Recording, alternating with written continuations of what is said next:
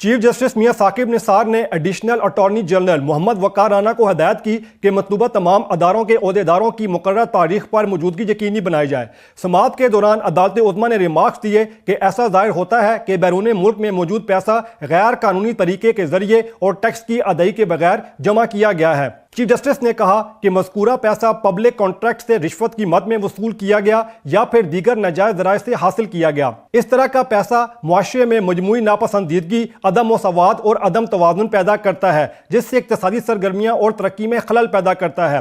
अदालती उज़्मा ने रिमार्क्स दिए कि यह बात कई बरसों से आम मुशाहिदे में है कि शहरियों की बड़ी तादाद मुल्क में रिहाइश पजीर है, लेकिन उनके खाते बैरून मुल्क बैंक अकाउंट्स में फ़आल हैं और क़वायद के मुताबिक टैक्स की अदायगी नहीं करते।